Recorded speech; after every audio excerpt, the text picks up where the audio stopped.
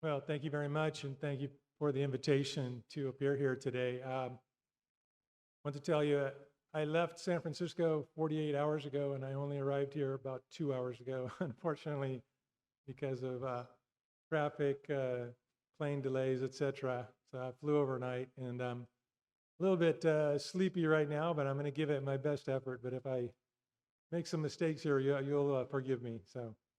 But I want to tell you what a pleasure it is to be here in Chile, coming from the United States. Um, Chile is the land that knows how to export fruits better than anyone. United States is a little better at exporting its foreign policy, and sometimes that hurts us, and particularly in some of the ways that you saw here today when Sebastian talked about tariffs. And so you should be very proud of the industry that you've created here over the years, and in particular, the free trade agreements that you have. I think it's something like 85 to 90% of the global economy you are connected to with free trade agreements, and that's just astounding. And that's something that we don't have in California with our agricultural products. So let me tell you a little bit about myself. I was born and raised on a farm in California, in Sacramento Valley. I'm a multi-generational farmer, and as you heard, I can give you a different perspective than just being a farmer, but that is my number one thing. That's what I do every day. I'm out in the field. But I also spent many years, 30 years, in different roles on the board of directors of Sunsweet Growers, and 25 to 30 years on different levels of the California Prune Board. So I've seen the side of governance, I've seen the side of marketing, and of course I really identify with the grower.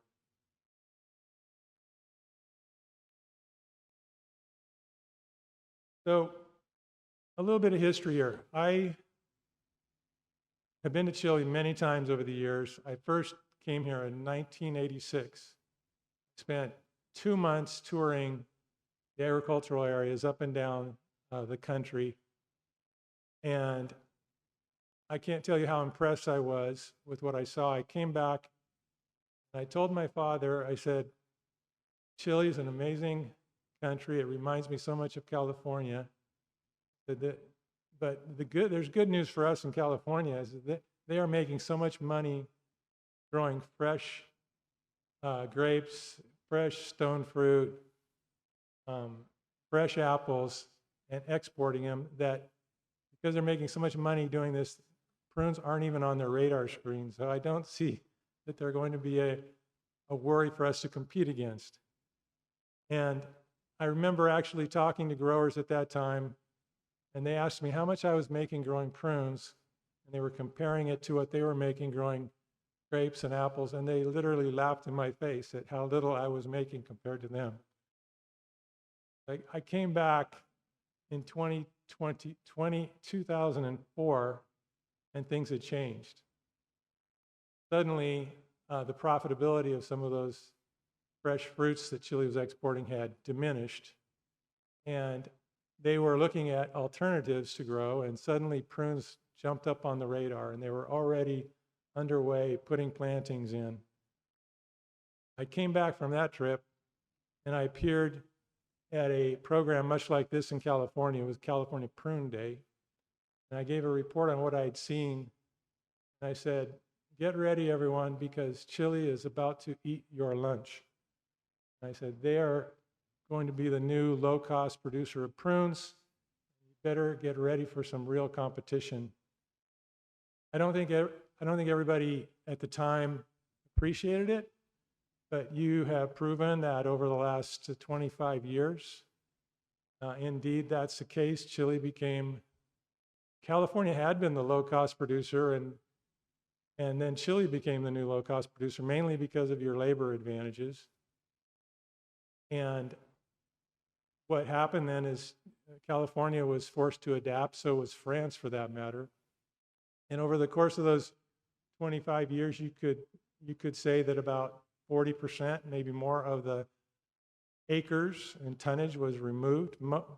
In California, it was more of a rebalancing from the weak hands who exited the market into the stronger hands who stayed in the market. California is probably a lot like Chile with respect to the fact that a farmer doesn't grow just prunes. They are growing a diversity of crops. So one farmer might have almonds and walnuts and prunes, for example. They'll rebalance that portfolio of crops as needed, depending on the profitability. So old orchards went out, and the ones that were left were held by what we call stronger hands, better capitalized farmers who were growing more acres and could be more profitable at it. I often get asked by Chileans, who want to know if California will continue to decline. And I tell them no, we've stabilized. And the reason is because we're sitting on a number of what we call legacy assets that are very important to our profitability. For example, we have excess of tunnels to do dehydration.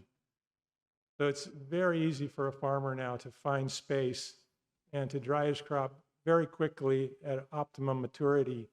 And that's a big advantage to us.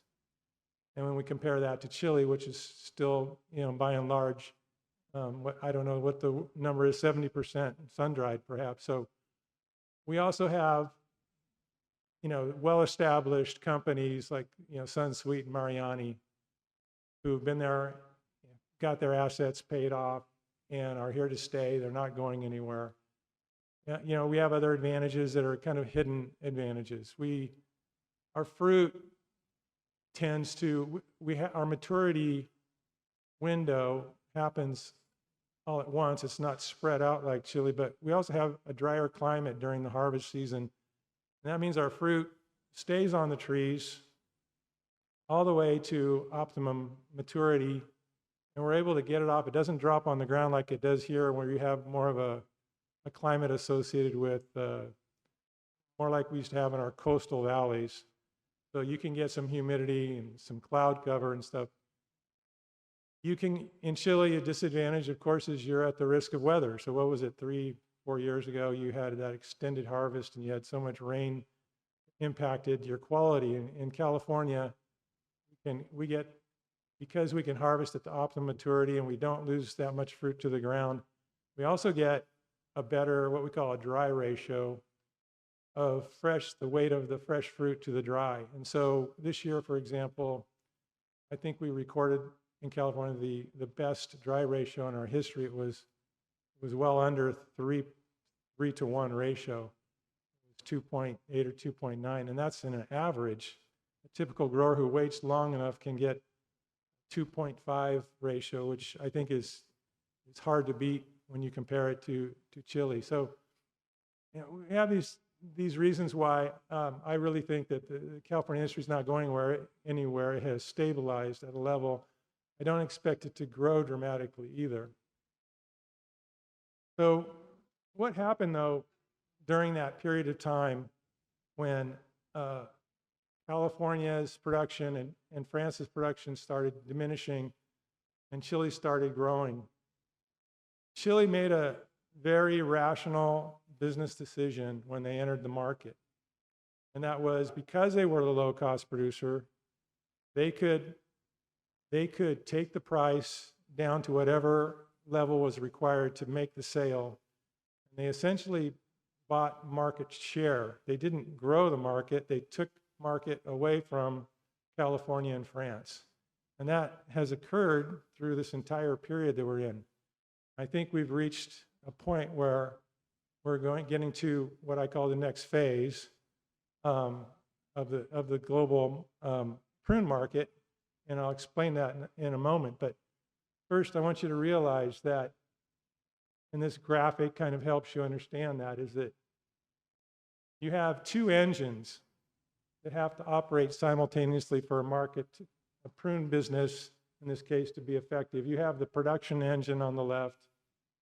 That is fueled by plantings. That's fueled by individual growers making a decision to plant prunes. And then you have to have a demand engine, because if you don't have a demand engine, you can't support that and maintain your prices. And that demand engine is fed by marketing, development, advertising. It's funded by money.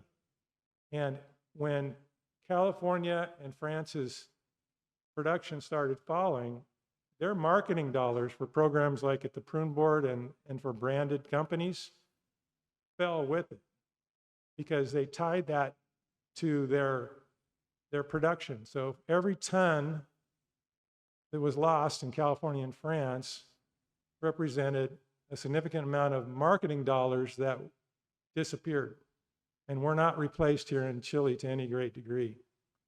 And so we're talking about millions of dollars every year that were lost. So when you ask the question, why hasn't the market, the global market, grown like we'd like to see it? The reason is because our marketing dollars in relation to the total production has diminished all these years. Now, Chile, California was once the low-cost producer. I told you Chile has been, but that may not be the case forever. Matter of fact, we're all aware of the plantings that have gone on in places like Uzbekistan and China. They're already reporting that they have more tonnage, they have more trees in the ground than Chile has at this point.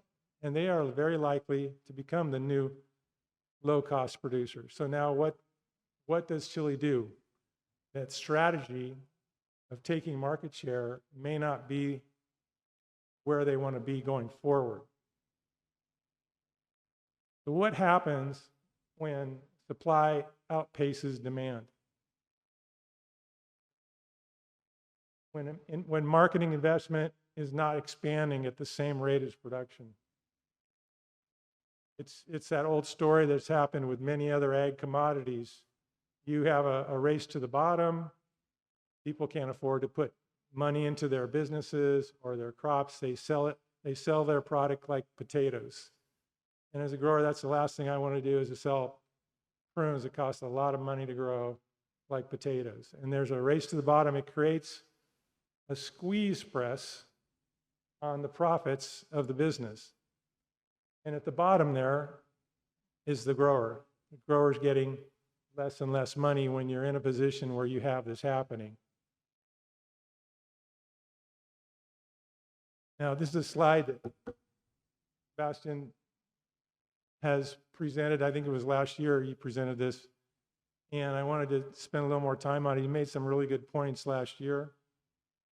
This is a look at the last 6 years of the value per market ton that's received by each of the major countries growing prunes. At the top, you have the United States getting over $4,500 a ton. That's not back to the grower, that's the total value. And you can see at the bottom, Argentina, Chile is third. So there's a lot of things we can interpret when we look at this data. One is obvious, is California has more value-added products, so they're selling at a higher price as a consequence. But it also tells you that the countries at the bottom are selling a commodity, not a value-added product. And what is value? It's more than just packaging. It's the image that in this case, that California presents to the consumer, that their product is superior in some way. Either they're communicating the health message to those consumers, or they're talking about the things that they say make California a better place to grow prunes. So they're developing in the minds of the consumer this idea that California prunes are the best, so you should pay more for that product.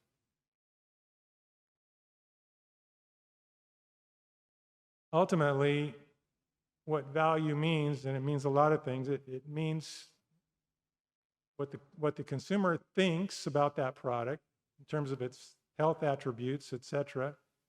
But value also ultimately means what does the grower get at the end of the day?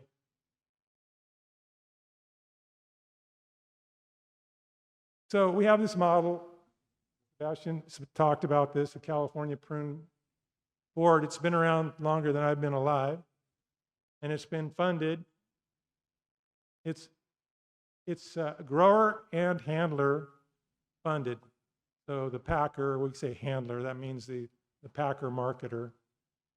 Both growers and handlers fund this voluntarily, but it's mandated. If more than 66% of the growers and handlers vote, it's just sustained every 5 years. So every 5 years you have a chance to vote it down if you don't think it's effective. But every 5 years it is almost unanimously supported. Why would growers, and I can tell you that the fee that the assessment that's being charged, for example, this year in California is about it's just under $90 per dried ton, per dried metric ton. That's a lot of money. On top of that, you have companies like SunSweet who are spending considerably more on their own branded advertising apart from that. But $90 a ton, about 56% of that is funded by the grower, and the rest is funded by the handler. It's a formula we developed years ago. I don't even know how we arrived at that formula, but that's what the formula is. So why would a grower willingly invest this kind of money when they've seen their market share eroded? Well, the reason is they honestly believe that it's just like a decision I make as a farmer on should I put another 50 units or pounds of fertilizer on my crop? I can't objectively tell you that another 50 pounds on my crop is going to make my trees grow better. For every dollar decision that I make on the farm, I'm trying to make a decision. Am I getting back more than I'm investing in that decision? And this is no different than an agronomic decision for growers. We're making the decision that, yes, I know I'm getting more because I can see the results happening, and I'm going to explain some of those results in terms of creating consumer awareness through our nutrition research program, for example, and I can see the advertising and promotion and consumer awareness that we're building. So they see a future in this, and that's why California is here to stay. I know we're not going anywhere, but that's something that I think is informative for you to think about when you consider funding your own activities here in Chile. So it's a very transparent system. We have this 5-year referendum that I mentioned, and we have these benefits. We do production research and nutrition research and global marketing and policy advocacy. When you go to the government and are asking for support to do maybe some research or to help develop a market overseas, they want to see what we call skin in the game. That's a term we use in English. It means that you're putting a lot of your own money at risk. And when the government sees that, they're more willing to put money in alongside you to help your business if they think it's in the public good. So we have the California Prune Board structure. The California Department of Food and Ag many, many years ago allowed for the creation of what we call marketing orders, and that allowed commodity groups like prunes to organize themselves into this format that I just explained. So we have the California Prune Board, and we have our staff and advisors. It's run on a day-to-day basis by Don Zay. Many of you know who he is or you've seen him speak before. We have our board of directors and an executive committee under them that helps guide a lot of those decisions. And underneath that, we have all these different committees that are happening. There's an export committee guiding decisions on where to do our market development. And we have crop management and sustainability and government issues, etc. So one of those pillars is production research. This helps growers. We fund projects mainly at the University of California at Davis. Many of you are aware of those projects. Every year, there's projects on orchard health, focusing on the long-term productivity of the crop, innovations to manage cost pressures, climate and biological resilience, etc. But ultimately, we're already pretty good at growing prunes. What we're not so good at, as I've explained, is growing consumers. So that's the focus really of the rest of this talk. So one of our other strategic pillars is our nutrition research program. And this has been around for over 30 years. We consciously made the decision that we needed to be able to have a license to play in this field. That's what we call it. We had to have credibility, scientific credibility in our product, that there was some health benefits so that we could go out to the consumer and make those claims. A lot of foods talk about claims, but California prunes has evidence, and I can explain some of that. So we've got 70 published peer-reviewed scientific studies showing prune nutrition and health benefits. Our program is guided by a nutrition advisory panel made up of nutrition experts from around the country, some of the top experts in the field. They look at our program, what our goals are.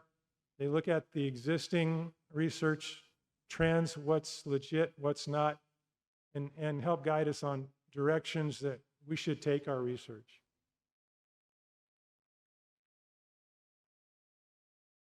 So what are the results here? So the strongest evidence that we've developed over the last many years it revolves around bone health.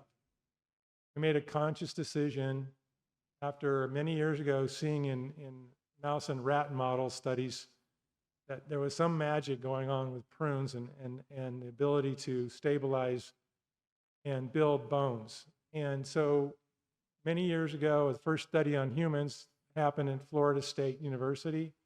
And they made a finding that was later confirmed at San Diego State University, and then more recently at Penn State University. And thank you to Chileprunes for helping support that particular project through the International Prune Association. But what they've shown is that as little as 5 to 6 prunes taken daily reduced bone breakdown markers and benefited women, particularly in the case of osteoporosis, it happens at menopause with women. California Prunes is looking to expand that to more life ages. So we've been working on projects for younger women, or older men, et cetera. There's potential here to make this a bigger story. So prunes are not just a food, they're a real health story. Another area of interest to us is what we call the gut-bone axis, and this mechanism that I'll explain here in a second is really interesting to us. We all know that prunes act on your gut, right? Your intestinal lining. But there's some really interesting things happening in the health field. You almost on a daily basis, if you are online and you tap into your health stories coming out, they're talking about the microbiome. Microbiome is that collection of little microscopic bugs, bacteria, and fungi that live in your intestinal lining. And you have good ones and you have bad ones. And if your microbiome gets out of balance because of the way you eat primarily, you can adversely impact the lining of your gut. What happens, you develop something we call leaky gut, where toxins can pass through your intestinal lining into your bloodstream, become the genesis of chronic inflammatory processes that happen that ultimately develop into metabolic diseases. There's something like 130 metabolic diseases of humans that are being tied to leaky gut. So this is a huge, huge field. And we know that prunes help restore or improve the balance of good guys versus bad guys in your gut. We feel that there's a lot of opportunity here for future research. So we're looking at this with a lot of interest and optimism. So we have all these studies. We're doing a lot more. But science alone does not build demand. So research creates the credibility, that license to play that I told you about, to go out and talk and communicate that message, create awareness to the consumer. But who's going to do that if there's no funding for it? Who's going to get the message out? So investment is what builds category growth. And that's what we all need to focus on if we really want to arrest some of those declines you're seeing that we saw earlier today in the amount that's being consumed, you know, on a per capita basis.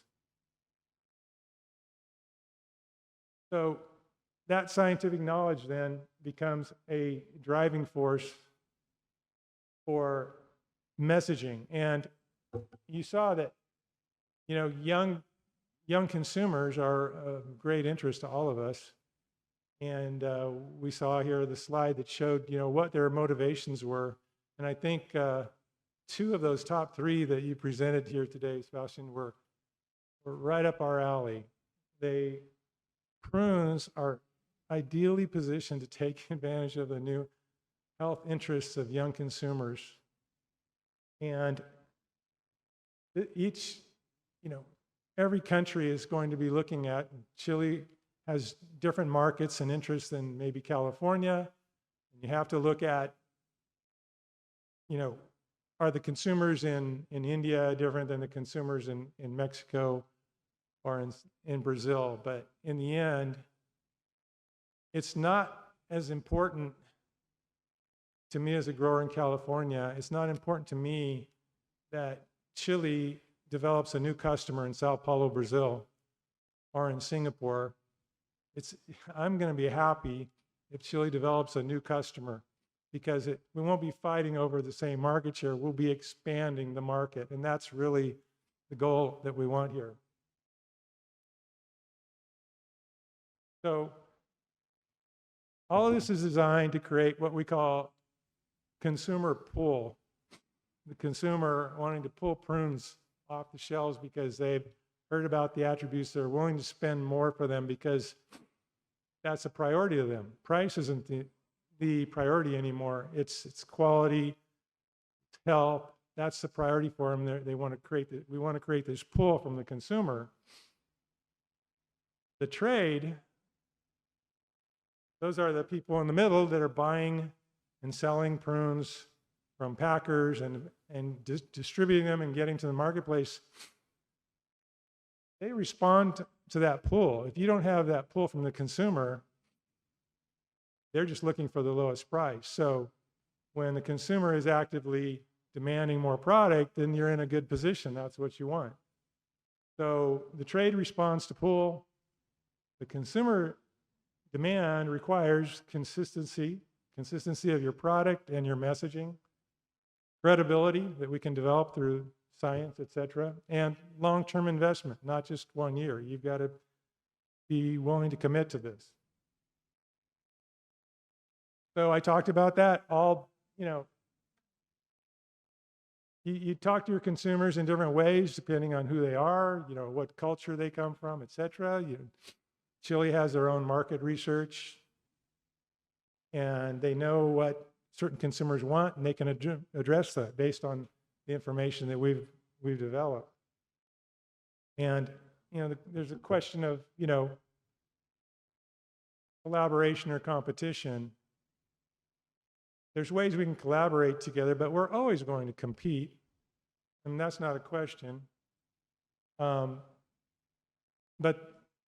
what can we do together that we can maintain a consistent messaging out to the consumer? And so the International Prune Association is one example, and probably the best one, that represents a way that we can collaborate on some of those base issues that will help develop the market for all of us. So the executive committee of the IPA, Pedro Pablo's on that. They've been working here in the last several months on trying to develop a new foundation for how the IPA can operate. And if it's funded properly, it can be something very valuable to all of us. So looking at it, what are the greatest risks and the greatest opportunities in the business? Obviously, oversupply. We don't know how the China production is going to unfold. You know, they're doing some really great things in terms of new products, and hopefully they can create consumer demand for it. But we can't. It's not guaranteed. So oversupply is our biggest concern, and when we have oversupply, we have commoditization. We're selling potatoes instead of a value-added product in the minds of the consumer, and then you get quality erosion. But in terms of the opportunity, you know, I mentioned to you that I don't think there is a single food that's better positioned to take advantage of modern health trends as there is with food, as there is with prunes, and we have the science to back that up. We should be very optimistic about that. We need to find ways to fund our programs of market development and consumer education. And so looking at Chile, you know, volume leadership now is the biggest producer in the world. Volume leadership is one phase. I think we've reached that point where we really need to look at value leadership as next. How do we create value? And that can happen in a number of ways, through funding and research, market development, and collaboration. So really, to wrap up here, I just wanted kind of the same slide Sebastian had.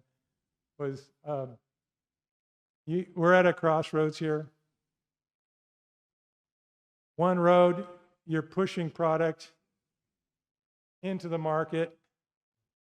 The other road, you're pulling consumers to your product. Which one do you want? Thank you.